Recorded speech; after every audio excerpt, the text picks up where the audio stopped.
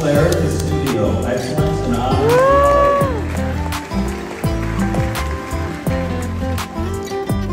Award ceremony night. Let's go! Yes, Congrats!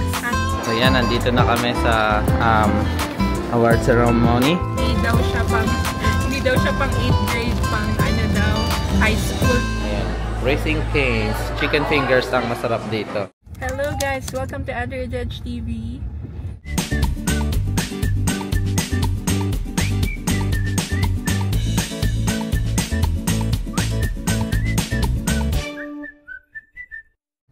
Good afternoon guys! Tonight is the night! Yan, samahan nyo kami guys sa isang mahalagang araw para sa amin. Yes. And ano nga ba yun? Special. Because tonight is the award ceremony night! Let's go! Yes, kasi congrats! ang aming Ate Claire. Say hi Claire! Si Ate Claire ay makaka-receive ng award.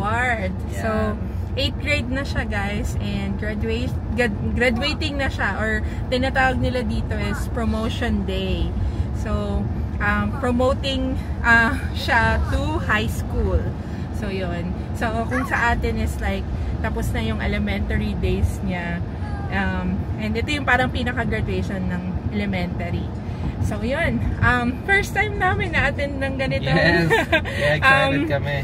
A night or awards night kasi dun sa mga schools ni Claire, although every year talaga guys straight A's yan parate, ito lang yung night na talagang may ganito sila. So excited kami, and we're very very proud as parents kay Claire, kasi from the very start na lumipat kami dito sa Plainfield, no, dito sa bagong lugar namin, nakita namin yung adjustments na ginawa niya, yes, yung kanyang mga struggles din, yung mga challenges na pinagdaanan niya. Yes. Pero at the end of the year, ito, nag-succeed siya. Yes. And we're very very proud sobra, yes, nung nalaman namin na makakatanggap siya ng award. Actually guys, kahit nung nasa ano pa kami sa Chicago,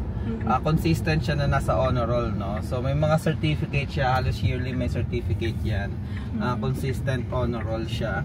And nakita namin yung adjustment niya nung pagpunta dito sa US, and then yung adjustment niya nung lumipat kami sa Plainfield. Kaya sobrang proud kami sa ate namin. Yes. Ayan.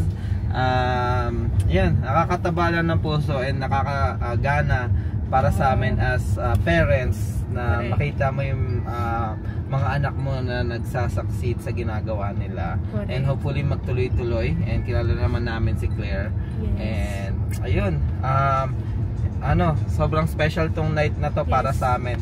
Kasi ngayon pa lang kami actually makakanood ng award ceremony. Siguro kung sa Pilipinas baka magawa namin yan, kasi uso yun sa Pilipinas, like yung maakyat sa stage every year.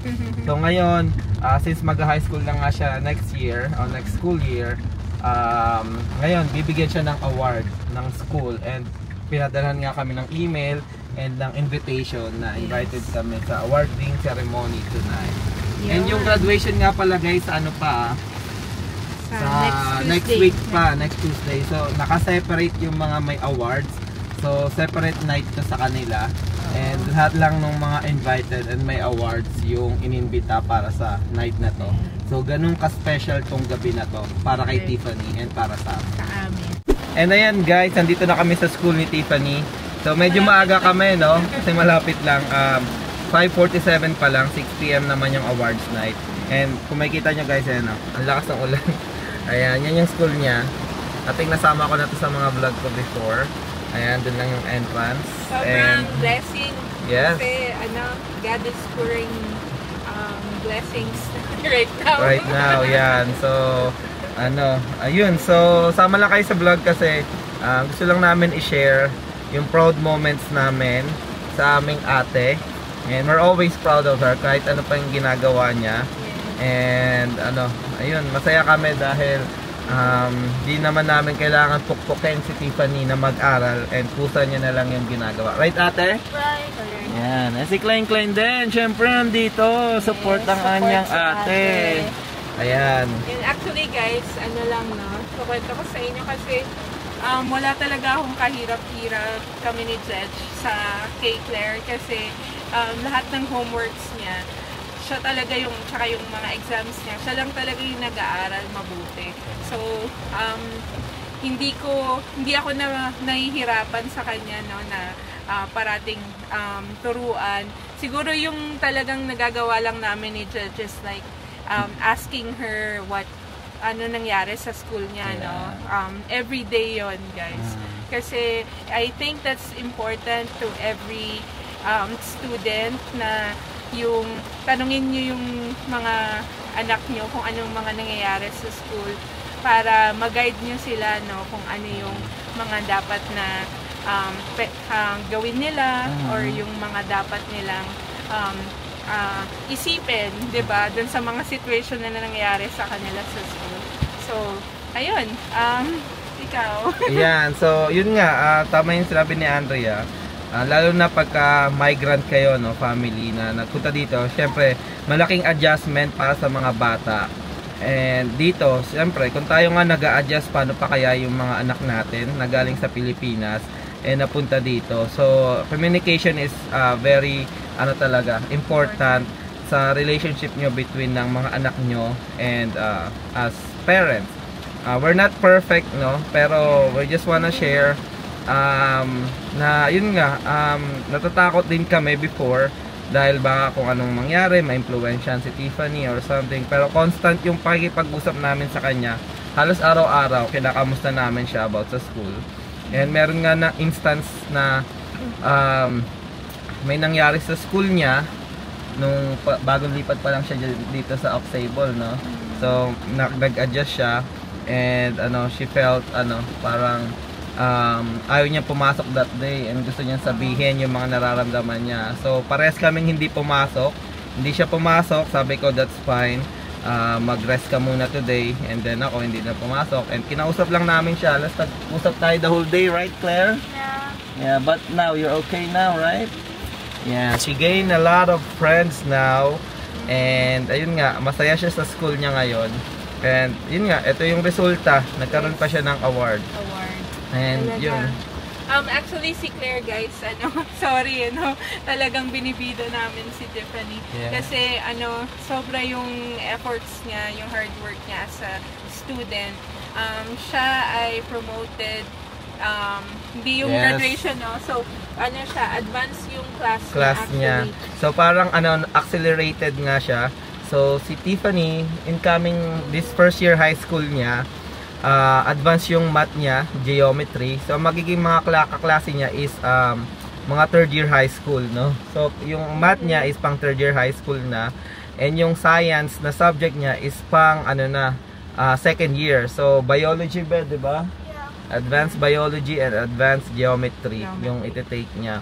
Ayun. Pero hindi naman kami nagpo-put pressure kay Tiffany. Lagi namin siya sinasabihan na kapag may mga mababa siyang grades, sometimes it's okay as long as hindi ka sumusuko and talagang pinaghihirapan mo yung grade na yon, kung ano man makuha mo at pinaghirapan mo sa sarili mo, maging proud pa rin siya. Pero I think it's her na talaga na achiever kasi to, guys. Pag may mababa siyang grade, talagang hindi siya makatulog and napo-frustrate siya. Kailangan maayos talaga yung kung gusto niya na, kung kailangan at minimum lang is 3, gagawin niya 3 paragraphs, gagawin niya 5 paragraphs. 5 paragraphs yan, talagang so, ganun talaga siya mag-work kasi mag-aral or study. So, ayun, we're very proud. Naka-receive siya ng award kahit advanced na yung mga classes niya. So, kaya nga. Ayan, guys, so nagpapasokan na sila, guys. Ayan, so malakas pa rin yung ulan, guys. Ayan, so yun lang naman yung gate dun banda. And ayun, itong vlog na to is puro kay Tiffany, guys. We dedicate this vlog for her. I love you, ate. Ikaw, anong masasabi mo? I'm very happy, you know, because like this school year, yeah, it went by fast, but a lot of things happened. Ikaw, Klein. Ha, Klein? What can you say about your ate? Huh? She's proud. You say, yay! Yay! Clap, clap, clap. Clap for ate. Clap for ate, Clay. Clap, clap! Yay! Clap for ate. Clap for ate. He's too busy right now. Ayan, nandito na kami sa award ceremony. Pati nga nung ano. Ayan na yung award ceremony. Ayan, dito na kami sa loob. Medyo malakas yung ulan talaga kanina, no? Grabe, basang-basa kami. Ayan, so nandun si Claire. Ayun, ewan ko may kita nyo. Ayun siya, nasa harapan siya. Ayan, dito kami sa taas. So, ayan, abangan lang natin, guys. And ito yung gymnasium nila. Ayan, so dito gaganapin ang awards night for Claire para sa mga middle schooler. Ayan yung principal nila, guys. So, 272 students. We are here tonight to celebrate the ayan, guys, nagbibigay na ng award. Janelle Bonda, Excellence in English Language Arts. Ito natin si Claire, alphabetically arranged. Ayan. Claire Custodio, Excellence in Honors ELA. Brooklyn Daniel, Perseverance in Science, Perseverance in Ayan, guys, no, tapos na. Actually, meron pang mga snacks. Pero nauna na kami kasi saan mo gusto kumain, be? Canes! Sa Canes. Kakain kami sa Canes. Maulan pa rin, guys. And guys, update lang. Maulan pa rin. And we're so happy. Si Claire, Honors ELA. So, English Language Arts.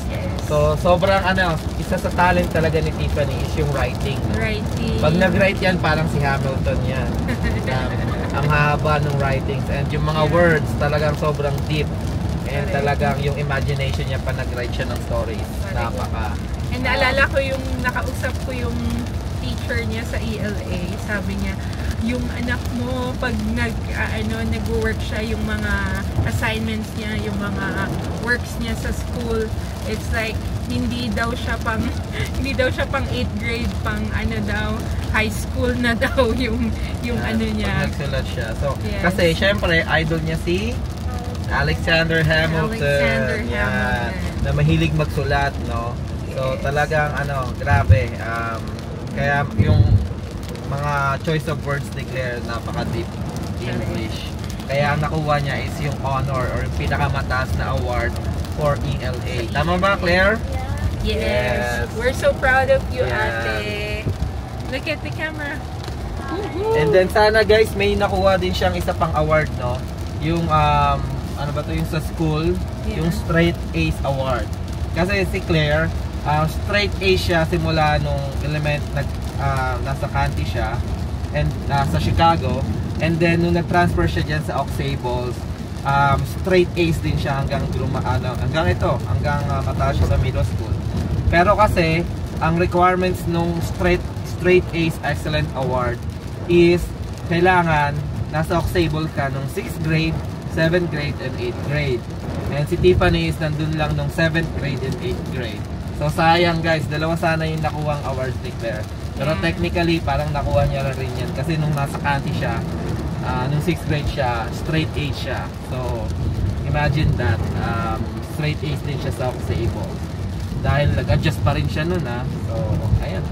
Wala lang, guys, na-reflex ko lang si Tiffany kasi sobrang proud talaga ako sa anak kong yan. Sobrang galing, sobrang bait, matulungin, mabait sa kapatid niya, kay Klein, laging inaalagaan. So we love ate talaga and so proud of her. Yes, we're so proud of her.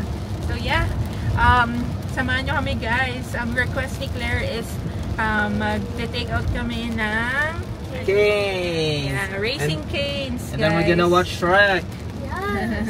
And we're gonna watch My op is there. movie. So, ayun. My op is in the Shrek movie. Ayan, guys, siguro update na lang siguro later. Mag-drive thru lang kami ng Canes tapos uwi na din. Yes. Bye. Bye. So ayan, guys, dito na kami sa Canes, no? So, naiwan na yung mga bata doon. Si Claire, saka si Klein. And order lang kami ng take-out. So, ayan. Na-vlog ko na to. Itong canes na to before. So, update ko na lang kayo dito. Ayan. Racing Canes. Chicken fingers ang masarap dito. So, ayan. Order muna kami guys. And update na lang kayo later. Ayan guys. So, umorder na si Andrea dito sa cane. So, ang in-order namin yung Caniac box. Like 6 chicken strip yun. Naka-order na kami. Ayan yung mga in-order niya. Ayan. Ayan. Ito yung in-order namin dahil favorite ni Tiffany to. Actually, favorite din namin. Hindi na kami magra-rice. Masarap yung bread nila dito, guys, eh. Ano yung toasted bread, di ba? Texas toast bread. Yan. So, ayun, guys. Update na lang. Uwi na kami ng bahay. Bye. And ayan, guys. Nandito na kami sa bahay. Ayan. So, kakain na kami, guys. Favorite ni Claire yan. Again, ate, congratulations. We love you. I love you. And then meron pa siya, graduation night niya. So, yung promotion night niya next week. So, yun. Siguro dito na namin tatapusin yung vlog. Nagugutom na kami. Kakain na kami. Yun guys, siguro dito na namin tatapusin yung vlog. Kakain na kami. And yan. Thank you for watching, guys. Yun. Again, patuloy pa rin kami gagawa ng mga nursing videos, nursing vlogs, mga sit-down vlogs related to nursing, and syempre mga Buhay America vlogs. Let's like go! This, Ayan. celebrating yung mga success namin as a family here sa US. And syempre mga travel vlog. Ayan. So, abangan nyo yung mga travel vlog namin, guys. Malapit-lapit na yon. Magka-camping kami. And ayun. Again, maraming salamat, guys. Ingat kayo parating. God bless. Let's go. Movie night. Celebration night with ate. Eating our favorite food and watching some true story animation. What's the title? That's all there is. Yan. Dito na kami. Let's go.